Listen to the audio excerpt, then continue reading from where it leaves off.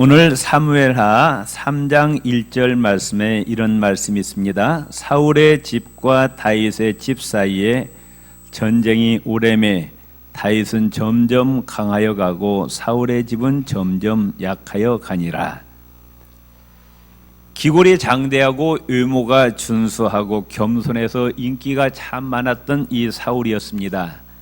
하나님께서 이스라엘의 초대 왕으로 사울을 세우셨습니다.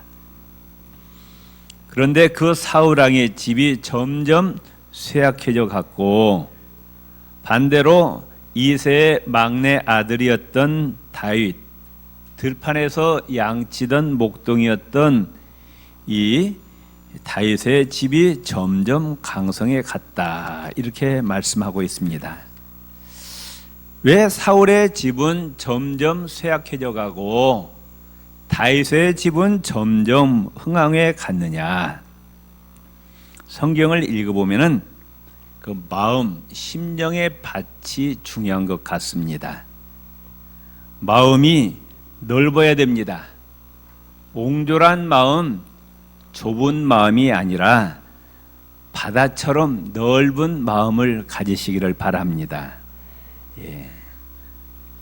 예수님께서 마태복음 5장에 보면은 심령의 중요성을 말씀하시면서 마음이 가난한 자가 복이 있다, 심령이 애통하는 자가 복이 있다, 온유한 자가 복이 있고 심령에 의에 줄이고 목마른 자가 복이 있고, 이렇게 쭉 예수님께서 심령의 중요성을 말씀하시면서 오늘 이 다윗과 사울의 이 생애를 살펴보니까 이 마음이 얼마나 중요한가를 알 수가 있어요.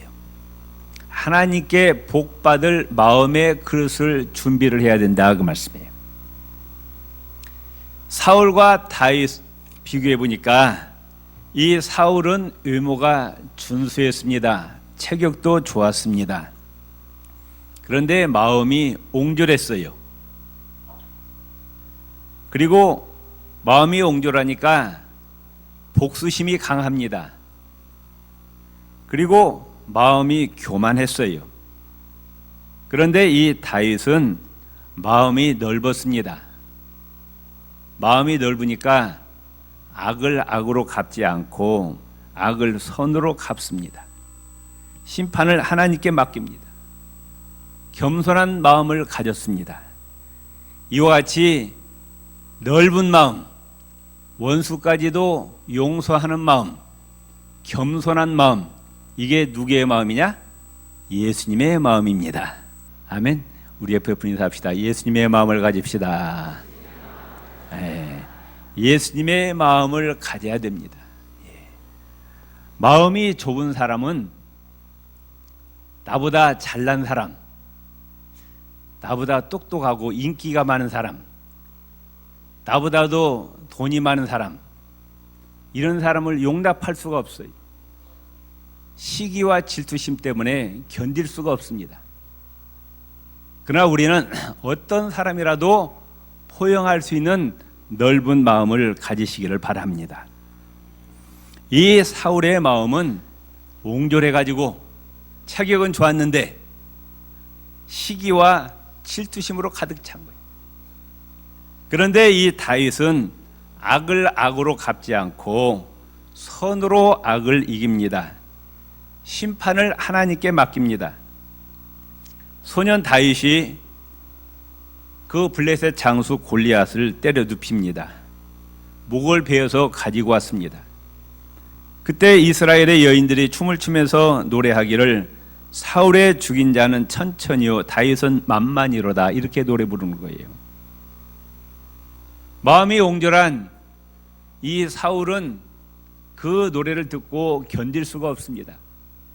이제까지 내가 전부 인기를 독차지했는데 나보다도 저 다윗이 인기가 많다니 견딜 수가 없는 거예요. 불쾌해집니다. 강한 질투심을 갖기 시작합니다. 그 시기심을 절제하지 못합니다. 그러자 그 좁은 마음 가운데 성령님이 떠나십니다. 성령이 떠나자 악한 영이 사울을 사로잡습니다. 악령이 사울을 사로잡자 이성이 마비됩니다. 다윗이 누굽니까? 이스라엘을 블레셋 골리앗으로부터 구해낸 구국 공신입니다. 또 자기 사위예요. 자기 딸의 남편이라고 얼마나 사랑스러워요. 그런데 악령에 사로잡히자, 시기심과 질투심에 사로잡히자 이 다윗을 창으로 던져갖고 죽이려고 합니다. 광야에 숨어 있는데 전나라 군대를 풀어서 다윗을 죽이기 위해서 혈안이 되어 있어요. 10년 동안 다윗을 죽이려고 쫓아다닙니다. 그런데 이 다윗은 마음이 넓었어요. 사울을 죽일 기회가 여러 번 있었습니다. 그런데 악을 악으로 갚지 아니했습니다. 하나님께서 기름 부어 세우신 왕이기 때문에 손을 대지 않았어요. 하나님의 심판에 맡깁니다. 결국 사울은 창에 엎드려져 자살합니다. 그 아들 요나단까지 그 전쟁에서 죽고 맙니다. 욥기서 5장 2절에 보면은 이런 말씀이 있어요. 분노가 미련한 자를 죽이고 시기가 어리석은 자를 멸하느니라. 잠언서 14장 30절에 마음의 화평은 육신의 생명이나 시기는 뼈의 썩음이니라. 여러분, 내가 어떤 사람을 시기하고 질투할 때 마음이 편해요? 불편해요? 불편하죠. 괴로워요. 건강에 무지무지하게 해가 된다고 말씀. 잠언서에 보면은 뼈가 썩는데요. 내가 시기하고 질투하면은 내 뼈가 썩는다고 말씀. 그 사람을 멸망시킨다고 말씀. 아시겠어요? 이와 같이 시기와 질투는 무서운 병입니다. 가인이 동생 아벨을 시기하고 질투해서 돌로 쳐 죽입니다. 참 무서운 일이에요. 시기 질투가 사로잡히면은 아무것도 안 보이는. 사울이 자기 사위를 죽이려고 하고 가인은 동생을 쳐서 죽이고. 타락한 인간의 본성에는 누구에게나 시기와 질투의 피가 흐릅니다. 우리나라 속담에 보면은 사촌이 논을 사면은 배가 아프대요. 사촌이 배 사면 존이라, 논 사면 존일 아니에요? 근데 왜 사촌이 논 사는데 내가 배가 아프냐고. 뭐가 작동하니까? 시기와 질투심이 작동하니까 배가 아픈 거예요. 그런데 우리 모든 인간은 다 타락되어 있기 때문에 시기와 질투의 마음이 안일할 수 없는데 이 마음을 다스리지 못하면 망합니다. 이 시기와 질투의 마음이 일어날 때 즉시 예수 이름으로 물리치시기를 바랍니다. 시기와 질투의 마음은 성령께서 주시는 마음이 아니에요. 악한 영이 가져다 주는 마음입니다. 기도하고 말씀 보면서 성령의 능력으로 빨리 내 마음 가운데 시기와 질투의 마음을 없애야 돼요. 하나님께 기도하세요. 하나님이 이 마음 있어서는 아니 되는데 내가 지금 누구를 시기하고 질투하고 있습니다. 제 능력으로 힘들기 때문에 성령께서 이 마음을 쫓아주시기 바랍니다 하고 기도하시기를 바랍니다. 그렇지 않고 이 시기와 질투의 마음을 계속 갖고 있으면은 사울과 같이 파멸의 길로 간다고 말씀해요. 한 농부가 염소와 나귀를 기르고 있었습니다. 그런데 이 나귀가 주인이 무거운 짐을 지어도 묵묵히 잘 나릅니다. 그래서 나귀가 주인의 사랑을 듬뿍 받았어요. 옆에 있던 염소가 시기 질투합니다. 그래서 나귀를 해칠 계략을 꾸밉니다. 나귀야, 너처럼 불쌍한 동물도 없어. 주인이 너에게 힘든 일만 시키니 이런 억울한 일이 어디 있겠느냐. 내가 시키는 대로 하라 하면서 귀에다 속삭이기를 짐을 싣고 개울을 건널 때 자꾸 넘어지라 그래. 그러면은 주인이 내 몸이 쇠약한 줄 알고 다시는 힘든 일을 시키지 않을 것이다 그랬어요. 그래서 그 말을 들은 이 나귀가 개울을 건널 때 일부러 넘어집니다. 계속 넘어집니다. 주인은 평소에 건강하던 나귀가 넘어지는 것을 보고 깜짝 놀라서 수의사를 데려왔어요. 수의사가 뭐라고 진단하느냐?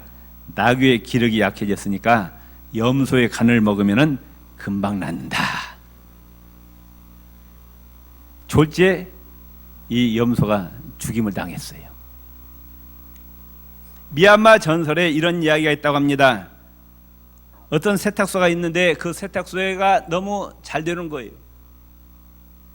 손님이 많은 걸 옆에 있던 토기장이가 시기 질투합니다. 토기장이는 왕에게 설득해서 세탁소 주인이 사업을 못하도록 어떤 명령을 내리냐? 왕실의 검은 코끼리를 희게 만들라고 명령을 내리게 합니다. 어떻게 검은 코끼리를 희게 만듭니까? 불가능하잖아요. 그런데 이 세탁소 주인이 왕에게 이런 청을 합니다. 검은 코끼리를 희게 만들 테니 코끼리를 담을 수 있는 큰 그릇이 필요합니다. 그랬어요. 그랬더니 토기장이에게 왕이 명령하기를 코끼리를 담을 수 있는 큰 그릇을 만들라 그럽니다. 이 토기장은 깜짝 놀래가지고 그릇을 만들어 갖다 줬지만 코끼리가 밟으니까 어떻게 돼요? 산산조각 나는 거예요. 아무리 큰 것을 갖다 놔도 코끼리의 무게를 감당할 수 없어서 결국은 이 토기장이가 망했다는 이 미얀마 전설이 있습니다. 시기와 질투 때문에 남을 해치고 망하게 하려는 그 계략 때문에 누가 망하느냐? 자기가 망하는 거예요.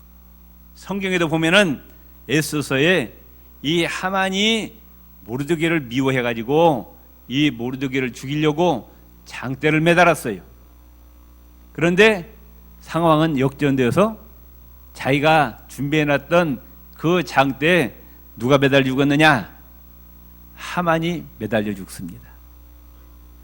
우리는 절대로 남을 해치려고 하지 마세요. 아시겠어요? 기독교는 남을 해치고 죽이는 종교가 아닙니다. 요한복음 10장 10절에 보면은 마귀는 죽이고 도적질하고 멸망시키는 왔지만은 예수님은 양으로 생명을 얻게 하고 더 풍성케 하기 위해서 왔노라 말씀하셨어요. 아멘. 예수를 믿는다고 하면서 남을 시기하고 질투하고 그 사람의 앞길을 막고 죽이려고 하는 것은 그 마음 가운데 뭐가 들어왔다는 거예요? 마귀가 들어왔다는 거예요. 우리는 살려야 됩니다. 기독교는 지옥에 들어가 멸망당할 영혼을 살리기 위해서 예수님께서 희생하셨어요. 그리고 우리의 삶을 더 풍성케 하기 위해서 왔다. 그런데 시기하고 질투해서 그 사람을 죽이려고 하면은 그 계략 때문에 자기가 망하는 거예요. 이게 하나님의 법칙이라고 말씀해요. 우리 옆 사람과 인사합시다. 예수 이름으로 사랑합니다. 예수 이름으로 승리하시기 바랍니다.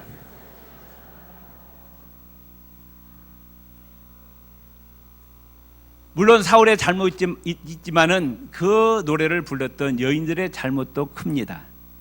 그렇기 때문에 우리는 남의 시기심과 질투심을 유발시키지 않도록 내 자신을 너무 높이거나 자랑해서도 아니 됩니다. 남편 자랑, 아내 자랑, 자식 자랑 조심해야 돼요. 그걸 듣는 사람들은 마음 가운데 어떤 마음이 들어오냐? 시기와 질투심이 들어오는 거예요. 자기 자랑을 너무 하는 것은 지혜롭지 못하고 은혜롭지 못합니다. 옛날 격언에 이런 말이 있어요. 성공한 사람을 미워하기 시작하기 전까지는 아무도 완전한 패배자가 된 것은 아니다. 시기하지 않고 친구의 성공을 존경할 수 있는 힘을 가진 자는 거의 없다. 절친한 친구지만은 그 친구가 성공했을 때 진정으로 성공해 줄 사람이 별로 없다는 거예요. 친구의 성공도 시기 질투한다고 말씀해요. 또 이런 말이 있습니다. 우리의 불행을 동정할 사람이 한 명쯤 있다면 우리의 성공을 미워할 사람은 1000명이나 된다. 내 마음 가운데 일어나는 이 시기와 질투를 우리가 빨리 없애야 되는데 그 방법은 뭐냐? 나보다 더 어려운 사람들, 나의 도움을 필요한 사람들을 찾으시기를 바랍니다. 나보다 더 잘나고 나보다 더 돈 많고 나보다 더 훌륭하고 인기 많은 사람들 많이 있지만은 우리는 내 밑에 바라보면은 나보다 더 어려운 사람들 많이 있어요, 없어요? 있어요, 없어요? 그들을 바라보시라 그 말씀. 나의 도움을 필요한 사람들이 너무 많습니다. 올해 우리 구의교회 표가 이웃을 사랑하지 않은데 우리 주위에 내 도움을 필요한 사람들이 너무나도 많아요. 우리는 위에 있는 사람이 아니라 내 밑에 있는 사람을 바라보시기를 바랍니다. 그러면은 남을 시기하고 질투할 그럴 시간이 없어요. 인도의 캘커타 비미촌에서 한평생을 헌신했던 마리아 테레사 수녀가 노벨 평화상을 받습니다. 그 자리에서 어떤 기자가 질문합니다. 수녀님, 당신은 한평생 사시면서 잘 먹고 잘 사는 사람을 부러워한 적이 없습니까? 이렇게 물었어요. 그랬더니 이 수녀가 뭐라고 대답했느냐? 나는 나의 도움을 필요로 하는 밑에 있는 사람들을 돌보느라고 위를 쳐다볼 겨를이 없었습니다. 이렇게 대답했다는 거예요. 아멘? 예. 옆 사람이다. 내 밑에 있는 어려운 사람들을 찾아서 돌봅시다. 아멘? 그다음에 내 능력과 내 분수를 알아야 돼요. 디모데전서 6장 6절에 보면은 그러나 지족하는 마음이 있으면 경건이 큰 이익이 되느니라 그랬어요. 내 분수를 알라고 말씀해요. 하나님이 사람마다 주신 능력이 다 다릅니다. 똑같지 않아요. 어떤 사람은 5달란트, 어떤 사람은 2달란트, 어떤 사람은 1달란트 주었어요. 하나님이 합당하게 나에게 주셨어요. 거기에 만족하라고 말씀해요. 아멘. 여러분 현재의 환경에 대해서 만족하십니까? 아멘들 안 하시나? 만족하십니까? 이 환경을 지금 누가 주셨어요? 하나님 주신 거예요. 나를 고통스럽게 하는 환경이 있다. 하나님이 필요하니까 주신 거예요. 교만한 나를 낮아지게 하기 위해서, 나를 훈련시키기 위해서, 연단시키고 복을 주기 위해서 하나님께서 고통 가운데 집어넣는 거예요. 요셉이 그랬잖아요. 그렇기 때문에 우리 그리스도인은 모든 환경에 대해서 감사하며 사시기를 바랍니다. 범사에 감사하라 그랬어요. 건강할 때도 감사하고, 병들었을 때도 감사하고, 부자가 되었을 때도 감사하고, 가난할 때도 감사하고, 자식이 대학에 들어가도 감사하고, 떨어져도 감사하고, 사업에 성공해도 감사하고, 실패도 감사하고. 왜? 하나님을 사랑하는 자, 그 뜻대로 부르심을 입은 자들에게는 모든 것이 합력하여 선을 이룬다고 하셨어요. 아멘. 하나님께서 나에게 이루어지는 모든 일에 결국은 우리에게 승리를 주실 줄 믿고 감사하며 사시기를 바랍니다. 다윗은 그의 심령이 겸손했어요. 근데 사울은 교만했습니다. 다윗은 왕이 되고 나서도 하나님께 이렇게 고백합니다. 주 여호와여, 도대체 내가 누구온데 내 집이 무엇이간데 오늘 이렇게 저에게 복을 내려 주셨나이까? 저는 이런 자리에 이를 자격이 없습니다. 저는 들에서 양치던 목동이었습니다. 돈도 없고 배운 것도 없고 아무것도 없던 이 몸을 하나님께서 이렇게 왕의 자리로 오르게 하셨나이까? 하나님께 겸손의 태도를 보입니다. 블레셋에 빼앗겼던 법궤를 다시 찾아올 때 왕의 체면은 생각지 않습니다. 왕이 위험이 있어야죠. 말도 조심해야죠. 걸음걸이도 함부로 하면 안 되잖아요. 그런데 법궤가 들어올 때 이 다윗이 왕의 채통도 생각하지 않고 너무 좋아가지고 팔딱팔딱 뛰는 거예요. 그러다가 바지가 쏙 벗겨져 버렸어요. 하나님 앞에 어린아이예요. 아멘. 우리 모두는 하나님 앞에 어린아이입니다. 아멘. 하나님 앞에 무게 잡지 마세요. 우리가 뭐 별겁니까? 하나님 우리를 흙으로 만들었죠. 그만하면 안 되는 거예요. 겸손하니까 다윗이 범죄했을 때 이름도 없는 나단 선지자가 와가지고 당신이 죄인입니다, 죄를 책망했을 때 다윗은 한마디 변명도 하지 않고 그 자리에 꼬꾸라지고 통에 자복합니다. 감히 네가 무엇인데 왕인 나의 죄를 지적해 하면서, 교만한 왕 같으면 단칼로 그 선지자 목을 베었겠죠. 그런데 이 다윗은 자기 죄를 변명하지 않았어요. 숨기려고 하지 않았습니다. 내가 범죄했나이다 꼬꾸라져 통곡하고 회개합니다. 왜? 심령이 겸손했어요. 그런데 이 사울왕은 처음에는 겸손했지만은 왕이 된 뒤에 교만해졌습니다. 완악해집니다. 누구의 말도 듣지 않습니다. 하나님의 말씀에 불순종합니다. 대선지자요 대사사인 사무엘의 권면까지도 듣지 않습니다. 고집부립니다. 변명합니다. 회개하지 않습니다. 하나님이 떠난 거예요. 잠언서 16장 18절에 교만은 패망의 선봉이요 거만한 마음은 넘어짐의 앞잡이니라. 야고보서 4장 6절에 하나님이 교만한 자를 물리치시고 겸손한 자에게 은혜를 주신다 그래요. 잠언서 29장 23절에 사람이 교만하면 낮아지겠고 마음이 겸손하면 영예를 얻느니라. 하나님이나 사람이나 교만한 자 좋아할 사람 하나도 없어요.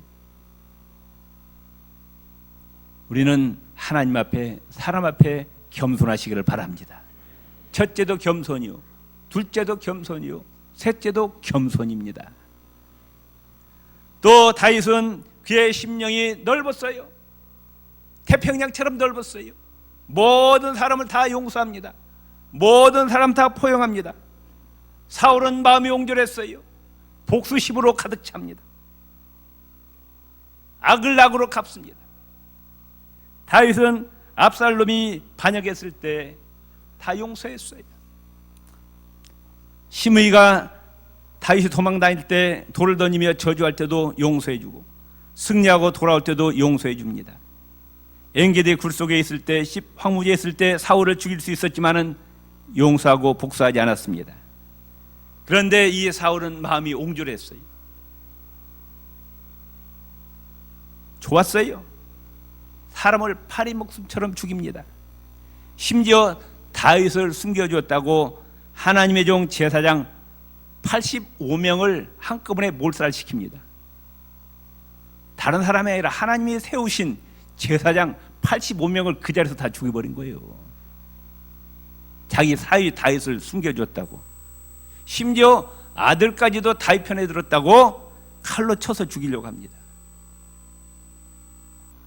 우리는 모든 사람을 다 포용할 수 있는 태평양처럼 넓은 마음을 가지시기를 바랍니다. 이런 사람도 받아들이고 저런 사람도 받아들이고 나와 성격이 다른 사람도 받아들이고. 아멘. 마음이 좁은 사람은 이래서 싫고 이 사람은 이래서 싫고 저래서 싫고 저래서 싫고 적이 많아. 적이. 우리 그리스도인은 모든 사람을 다 포용해야 된다고 말씀. 아멘. 옆 사람 인사합시다. 2016년에는 태평양처럼 넓은 마음을 가집시다. 그 넓은 마음을 가져야 하나님께 복을 주신다고 말씀해요. 아멘. 자꾸 사람하고 원수 맞지 마세요. 미워하지 마세요. 등 돌리지 마세요. 결국 내가 손해라고 말씀해요. 하나님이 그런 사람 하나님이 떠나가요.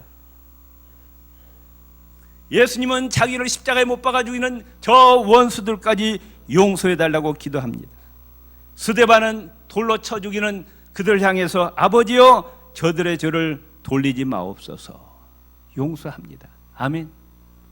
넓은 마음, 어떤 사람도 용납하는 마음, 이 마음을 가져야 하나님께서 복을 내려주신다고 말씀해요. 사무엘상 2장 6절 7절에 보면 여호와는 죽이기도 하시고 살리기도 하시며 음부에 내리기도 하시고 올리기도 하시는도다. 여호와는 가난하기도 하시고 부하기도 하시며 낮추기도 하시고 높이기도 하시는도다. 무슨 말씀이에요? 인간의 생사와 화복을 하나님이 주관하시고 개인과 가정과 국가의 흥망성쇠를 누가 주장하시느냐? 여호와 하나님이 주장하신다고 말씀해요. 사무엘하 5장 10절에 보면은 만군의 하나님 여호와께서 함께 하시니 다윗이 점점 강성하여 가니라. 넓은 마음을 가지고 모든 사람 다 포용하는 마음, 겸손한 마음, 악을 선으로 갚는 마음, 이 마음을 가진 자 하나님께서 함께 하시고 그가 어디로 가든지 승리하고 형통케 하셨다고 말씀하고 있어요. 사무엘하 7장 9절에 보면은 네가 어디로 가든지 내가 너와 함께 있어. 다윗에게 하신 말씀이에요. 다윗 네가 어디로 가든지 여호와 하나님이 내가 너와 함께 하리라. 너의 모든 대적을 내 앞에서 멸하리라. 아멘. 너의 대적을 친히 하나님께서 원수를 갚아주시겠다는 거예요. 여호와 하나님께서 우리의 반석이 되어주시기 바랍니다. 힘이 되어주시기 바랍니다. 요새가 되어주시기 바랍니다. 환난 날의 피난처가 되어주시기 바랍니다. 세상에서 존귀한 자의 이름같이 내 이름을 존귀케 만들어 주리라 말씀하십니다. 창세기 39장 23절에 전옥은 그의 손에 맡긴 것을 무엇이든지 돌아보지 아니하였으니 이는 여호와께서 요셉과 함께 하심이라. 여호와께서 그의 범사에 형통케 하셨더라. 여호와 하나님이 요셉과 함께 하시니 요셉의 하는 모든 일이 형통했다고 말씀합니다. 열왕기하 18장 7절에 여호와께서 히스기야왕과 함께 하심에 저가 어디로 가든지 형통하였더라 말씀하셨습니다. 2016년 한 해 우리 구입교회 성도님처럼 다윗처럼 태평양처럼 넓은 마음을 가지시기 바랍니다. 절대로 원수 만들지 마세요. 등 돌리지 마세요. 네 편 내 편 가리지 마세요. 다 받아들이시기 바랍니다. 아멘. 옆 사람 예수 이름으로 사랑합니다. 임마누엘 축복 받으세요. 악을 악으로 갚지 말고 악을 선으로 갚으시기 바랍니다. 심판을 하나님께 다 맡기시기 바랍니다. 겸손하시기를 바랍니다. 원수까지도 사랑하시기 바랍니다. 이런 마음을 가질 때 하나님께서 우리와 함께 하시고 임마누엘의 축복으로 함께하여 주시고 우리의 가정, 직장, 사업장 모든 하시는 범사 위에 예수 이름으로 승리하시기를 주의 이름으로 축원을 드립니다.